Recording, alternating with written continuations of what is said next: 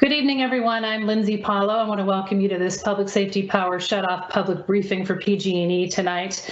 Tonight, we're going to hear from Scott Strunfeld. He's our meteorologist. He's going to update the weather event that's currently moving through the area right now.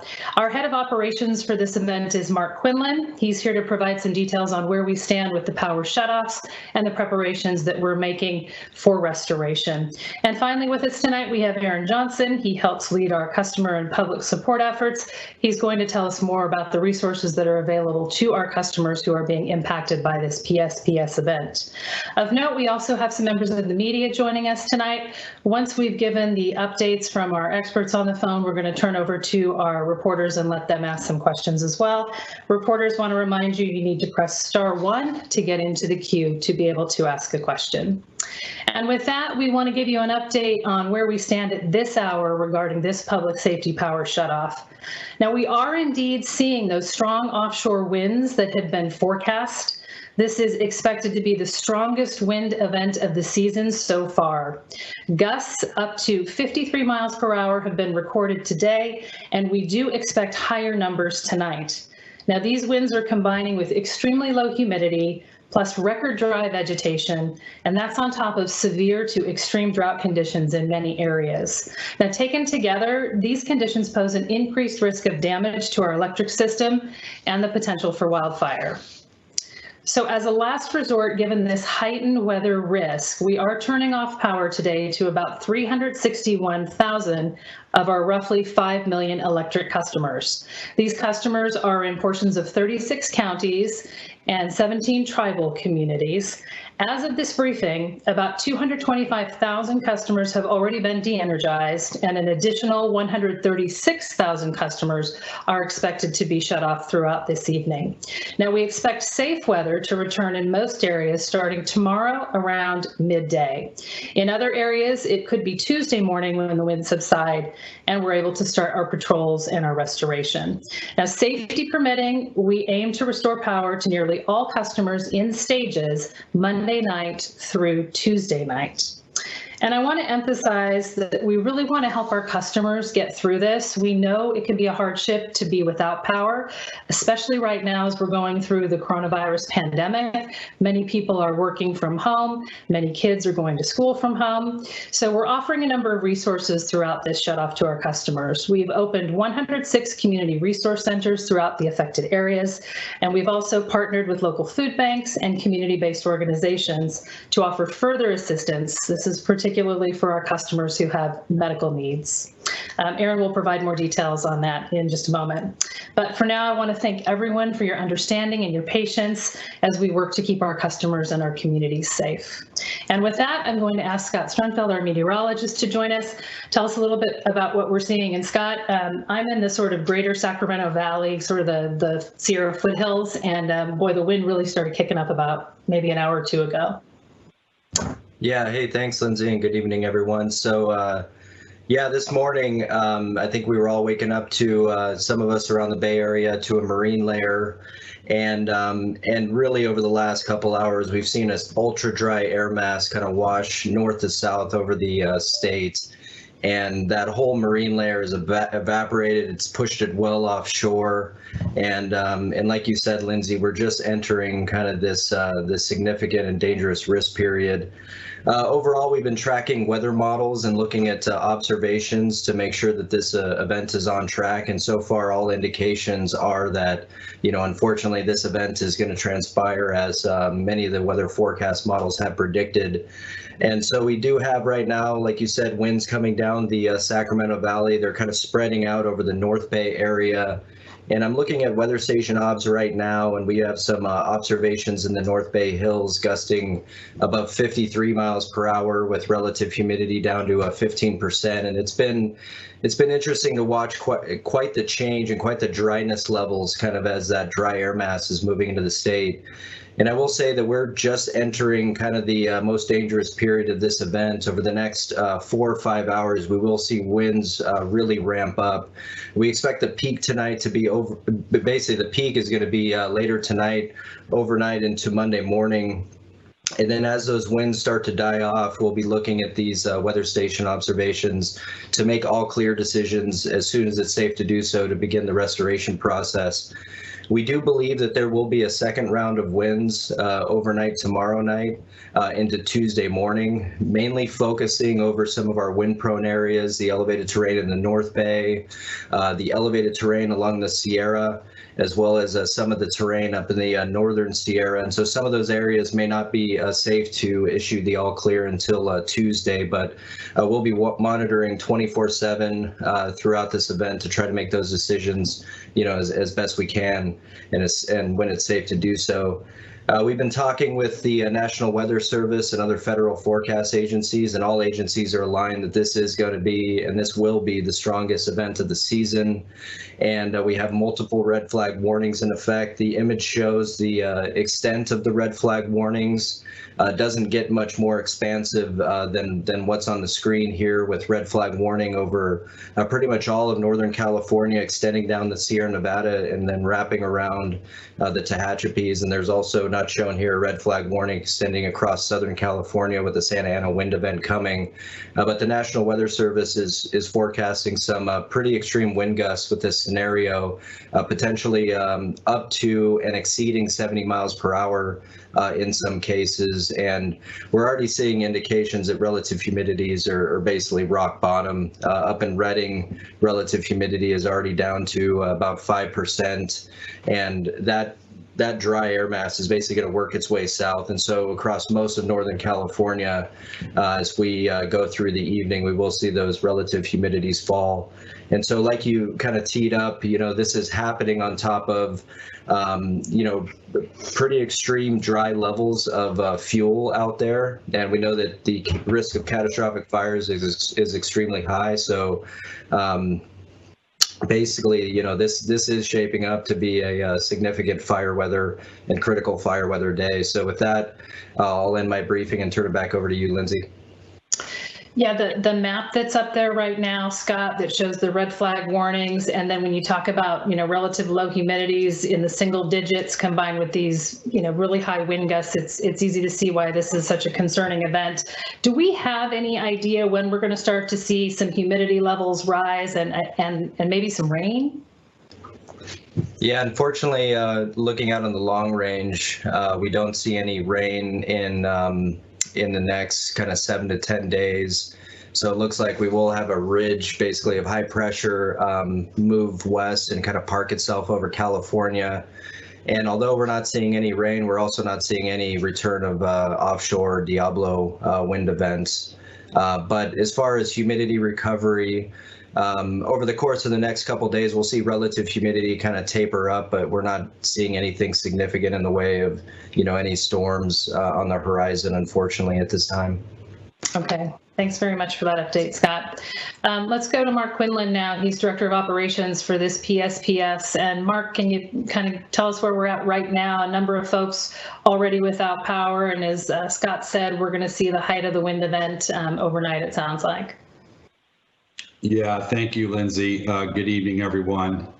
Want to start off by acknowledging that the fire season this year in 2020 has been incredibly challenging. We're doing everything that we can at PG&E to reduce the risk of wildfires, and PSPS is just one of the ways that we do that. It's our last resort option, and we take the decision incredibly seriously. Once we do make the decision to execute in the interest of public safety, we do everything that we can to make the event as small as possible, because we understand that power outages are hardships, and that's why we work so hard to make them small. And then when we restore them, we make the outage duration as short as possible. So this slide is a very high-level view of what the event scope looks like.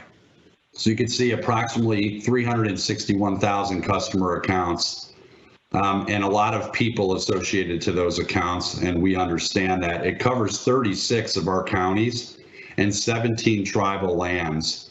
The map on the right-hand side of the slide in the yellowish color gives you an understanding from a geographic perspective where those high-risk danger zones exist. And the 361,000 customer accounts all exist within that event footprint.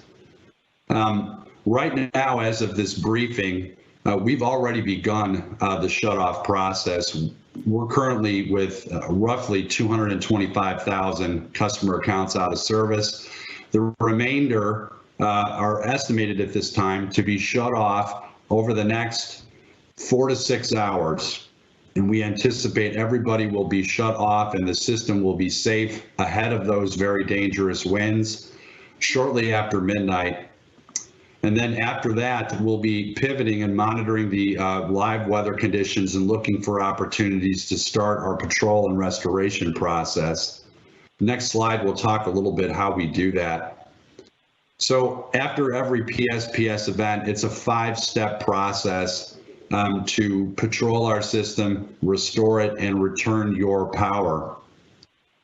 The first thing that we do, we rely on intelligence that we gather from the meteorology team, our weather stations, other forecast models, reports from the field from observers that are out there measuring wind conditions and monitoring the system. Once we determine that it's safe to begin patrolling, restoring, we'll send you a notification. And we'll inform you that the weather conditions have improved so we can begin that process. We'll also at that time provide you with an estimate of when you can expect your power to come back on. We understand that's very important. You want to know when your power's come back on so we can make plans, return when everything is back to normal. Once that notification starts, we will have our resources in the field already pre-positioned in front of that all clear estimate time so that we are ready to go as soon as it's safe to do so. We begin patrolling our system. We have to put eyes on it. We have to inspect it to make sure that there was no damage that occurred while it was off. So we do that a number of different ways. We do that via air, via ground, and via foot. And it's a collaborative effort, a concurrent effort by many people out there working in the elements and in the field, making sure that our system is safe. We're really looking to ensure that there's no fire ignition risks before we re-energize it and return service to you. So it involves a rather lengthy patrol process, an involved process. We have patrollers that go out and inspect the lines. We also have repair crews that follow the patrollers concurrently. We do that because we anticipate finding damage or hazard cases. And when we find those, it's very important that we remove them off of our facilities, off of our lines before we re-energize. So we send the repair crews out with the patrol crews at the same time so that we can find and fix in real time and reduce that overall restoration time, the time that you'll be out. Once we patrol our system safe and it's all ready to go and be re-energized, then we energize it and we notify you that it's been restored. And then we're back into a normal state. Next slide talks about some of the resources that we use in order to do that patrol process. First and foremost, the most efficient way from our perspective to be able to patrol and inspect our system is via air. We can cover thousands of line miles very efficiently from the air. So we have 65 helicopters and all of them are in service and being dispatched to this event. We also have one fixed wing aircraft with a high resolution camera and some infrared technology that allows us to see our transmission lines from a very far distance away. And it allows us to do that in some cases at night. So we can have a look at the system, make sure that it's safe.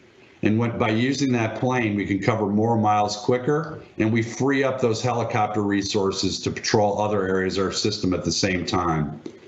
Finally, sizable workforce. Thousands of PG&E employees, men and women out there doing everything that they can to return your lights as soon as we can. We understand the hardship, but we take it very seriously, and safety is the #1 priority, and we put a lot of effort into ensuring that our equipment is safe prior to restoring it. So with that, Lindsay, I'll turn it back to you. Okay, thanks, Mark. I know when Scott talked about the event and the wind coming in last night, it was going to start in the northern part of the service area, kind of move through the Sacramento Valley and then into the Bay Area. We've got, I think, 225,000 customers out right now. Are any of those in the 9 Bay Area counties, or will that come later? Yes, there are a portion of the 9 Bay Area counties that are part of that 225,000 customer base. Primarily in the North Bay, Napa, Sonoma Lake, that area. We do expect, as the winds proceed from the north to the south, to begin de-energization of some portions of East and South Bay, if required, later on this evening. Right now, it's all about confirming that the weather conditions, the forecasts are coming in, actuals are matching forecasts. We do not want to shut the lights off earlier than what is absolutely necessary due to the hardship that it presents on our customers and communities that we serve. Okay, thanks, Mark. So now we want to switch over to Aaron Johnson and have Aaron talk to us a little bit about that customer perspective. Aaron, we know this is tough on our customers. A lot of us have gone through these power shutoffs ourselves. We understand that. What are we doing to really help the folks who are dealing with this? Some who may have already endured a public safety power shutoff this season, some maybe even multiple. Yeah, thank you, Lindsay, and hello, everyone. As Lindsay mentioned, we've been working to find more ways to support our customers during these shutoff events.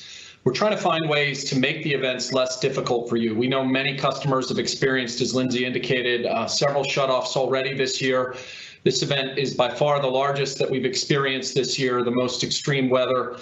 And so we have been searching for organizations to partner with to really help these events more manageable. Let me walk you through some of the different partnerships and the ways that we're supporting our customers.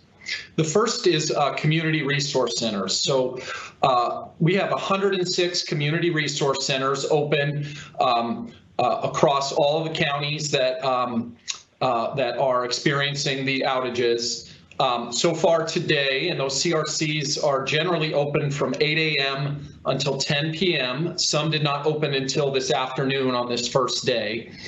We've had over 650 visitors as of this afternoon, and obviously we expect many more as the event unfolds. A lot of these, all of these can be found, all of the community resource centers can be found at pge.com// PSPS updates.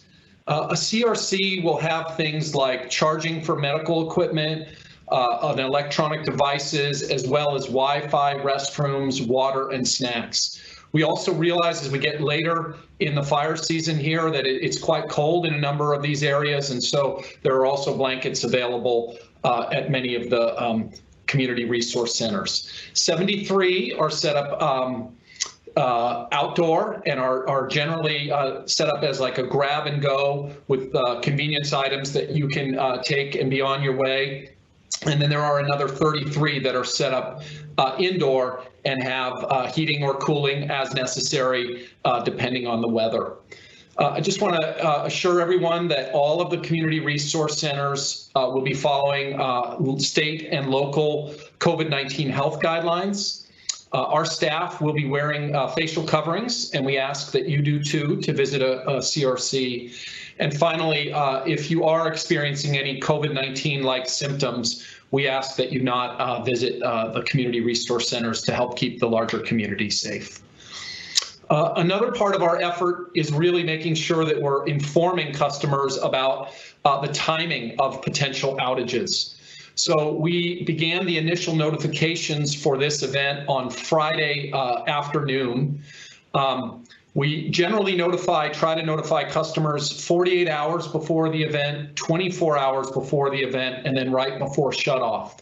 Among all the notifications to all of our customers, which come in the form of texts and emails and phone calls, we've done over 4 million customer notifications over the last several days. These notifications should provide you with an estimated time of shutoff, as well as an estimated time of restoration, as well as links to additional information resources. For customers on our medical baseline program, we take extra effort and extra precaution because many of these customers rely on power for medical equipment. We have an extra few steps that we go through in notifying our medical baseline customers. We've notified 100% of them, and then we ask that they provide validation back to us, and we've gotten that validation from over 98% of our customers. And in the instances where we have not yet reached them, we continue to make live phone calls hourly, as well as sending out a team of over 500 people today who are doing door knocks to try and reach all of those medical baseline customers to make sure they're aware of the event. Our call centers are staffed up to be prepared for the event. We've seen just short of 4,000 calls to the call center in the event. Our website has seen it peak 1.3 million customers, and I want to assure the public that our website is much stronger this year and capable of providing up to 240 million visitors in a 1 hour period. We also provide customer notifications in 13 different languages. Another area of support for us is really partnering with community-based organizations, as I mentioned at the outset. So we have partnerships with over 56 community-based organizations that are helping support our customer base throughout this event.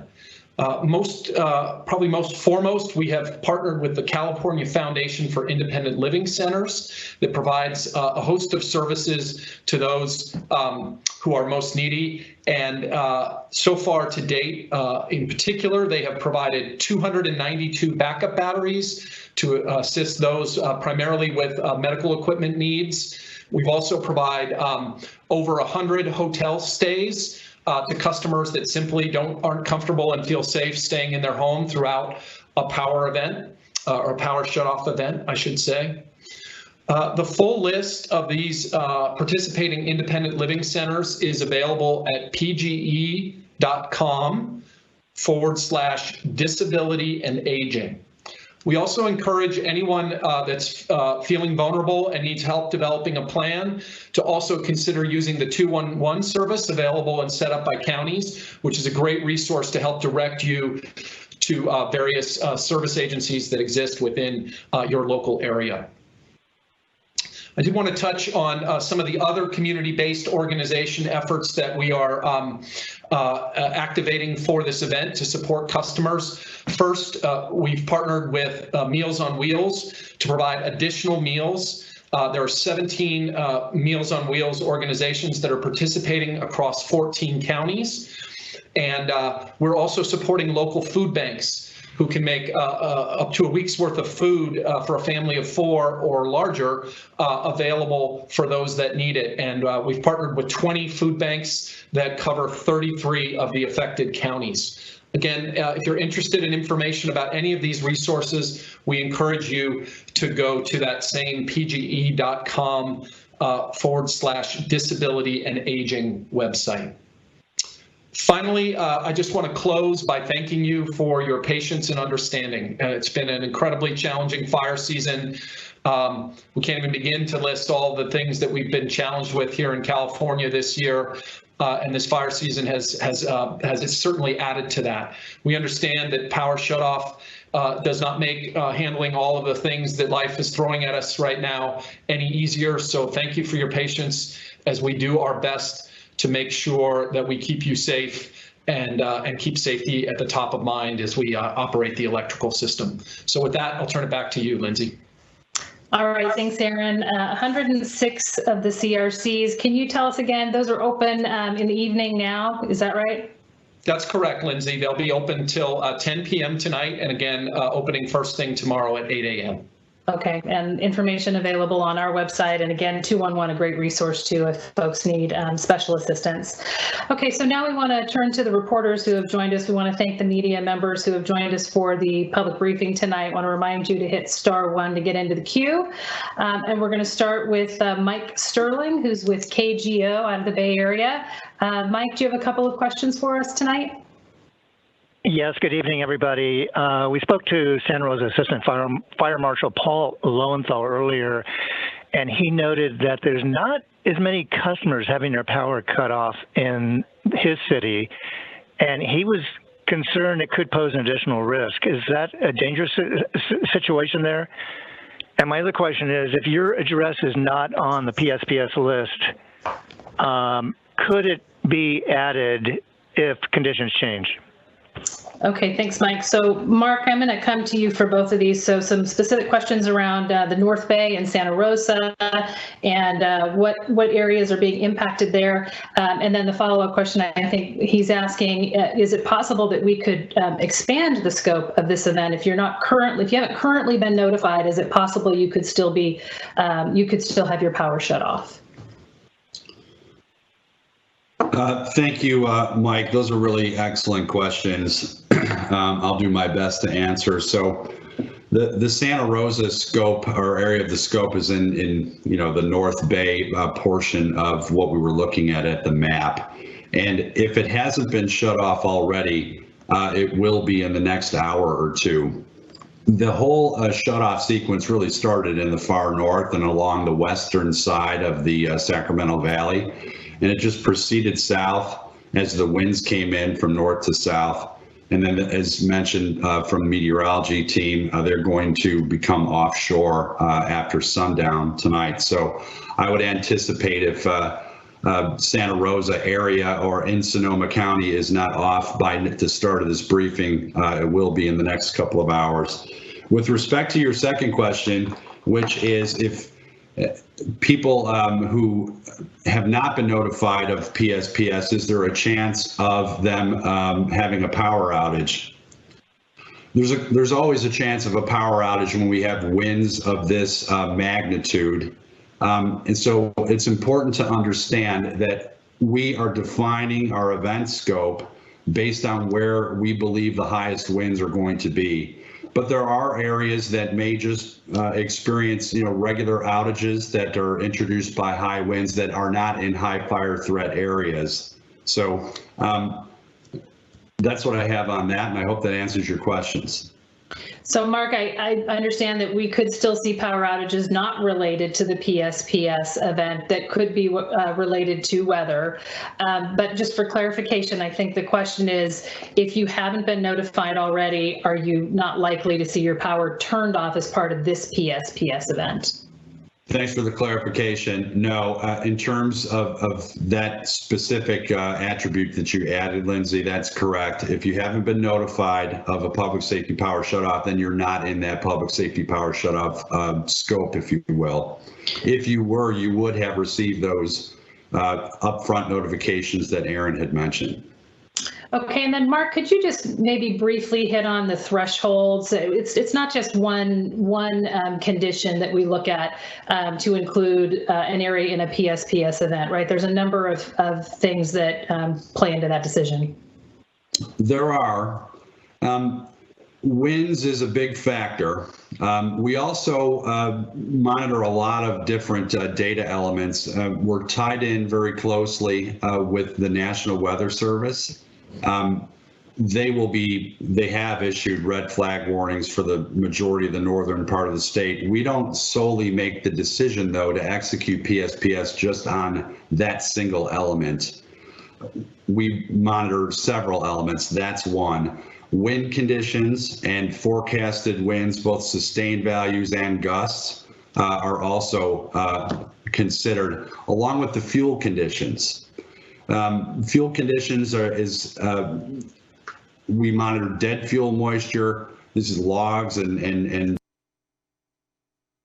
deadfall that's on the ground. We monitor that. Live fuel moisture, that's live sampling of just how dry the fuels are. So the fuel component coupled with the high winds are the primary influence, but we do also monitor relative humidity levels. There's quite a bit of an impact on the fuels when we have healthy, high relative humidity levels. As Scott mentioned in his remarks, humidity levels have been dropping significantly from the northern portion of the state all the way down into the Bay Area throughout the day, and they're going to worsen. Very limited recovery overnight, and we will have very, very dry conditions tomorrow with those winds persisting. So humidity levels, fuel conditions, wind conditions, red flag warnings, and other alerts from the National Weather Service. And then finally, our observers in the field who are actually out there confirming, looking for debris flow, tree movement, conductor movement, things of that nature. That's how we put it all together. Okay, thank you. Thanks, Mark. Appreciate that. We want to go to the Bay Area News Group now, and we've got Maggie Angst on the line. Good evening, Maggie. Thank you for taking our questions. I was hoping to ask you about, so since Friday, there's been like about 1,000 customers were taken off this event for getting their power shut off. And I was wondering what you saw in the weather, or what led to canceling the shut off for those customers. Okay, and Maggie, was that a specific area you were talking about? No, just overall. I mean, I think the cities that were most affected look like Dublin, San Ramon, up near Santa Rosa, but just in general, Sure. led to the reduction. Okay, yeah. Let's go back to you, Mark, on that. She's talking about, sort of de-scoping. So we started out with a number, I think, that was over 400,000, and then the total event was now around 361,000. So can you talk a little bit about what we were able to do to keep some of those customers energized during this event?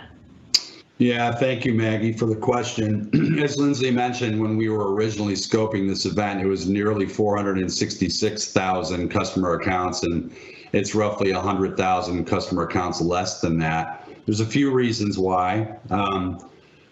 First and foremost, it's a weather story. It's all about the weather and what we have to deal with based on what comes in. And we monitor the weather far out, 72 hours in advance to try to understand if we see an event coming on the horizon.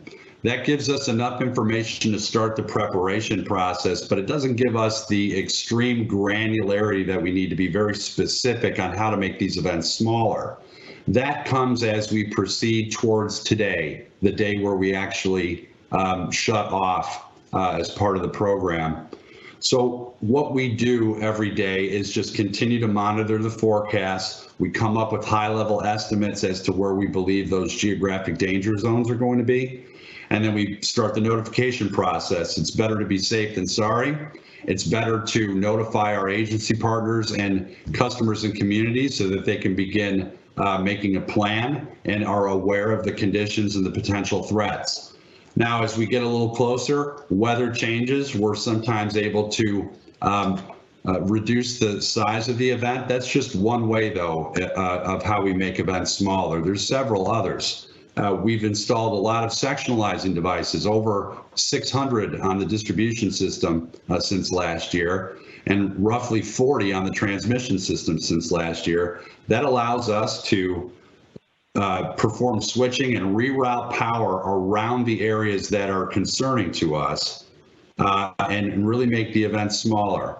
We also have generation options and microgrid options. So any one of these options may have been the driver why some folks in Dublin, San Ramon, that general vicinity, were originally notified that they could be in scope and then received cancellations since that time.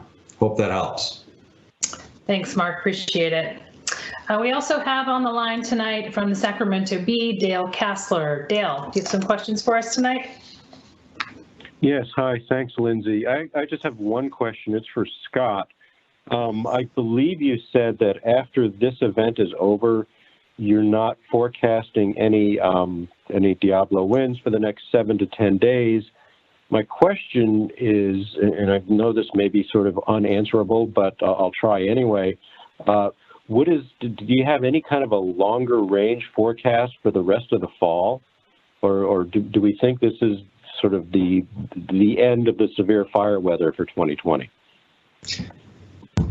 Yeah, thanks for the question. Yeah, as far as the long range forecast goes, I personally haven't been looking at it that closely because my focus is pretty much on this event. But But what I can tell you about the fire season is that if, we don't get any rain, anytime we get these dry offshore winds, we could be right back into, public safety power shutoff and mostly due to extreme fire risk. And I think we know that, last year the event and the fire season extended into November, and that's absolutely possible if we don't get any rain.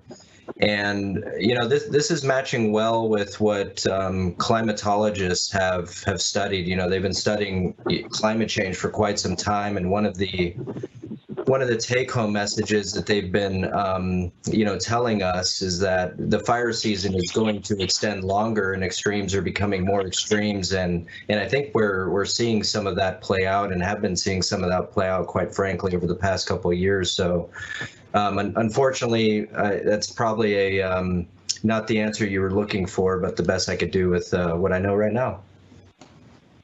Fair enough. All right, thank you. Thanks, Scott. Appreciate that. Thanks, Dale, for the question. So with that, we're going to wrap up our briefing for tonight. I do want to thank the media for calling in. Thanks to Scott, thanks to Aaron, and thanks to Mark for joining us with the updates. Customers, for more information, you can go to our pge.com/PSPS updates page. You can also check us out on social media, on Facebook, Twitter, Instagram, and Nextdoor. And I really want to thank all of our customers for all of your patience and your understanding as we go through this very difficult fire season, and we work very hard to keep all of our customers and our community safe. So with that, thank you for joining us on this Sunday evening. Please stay safe out there. Good night.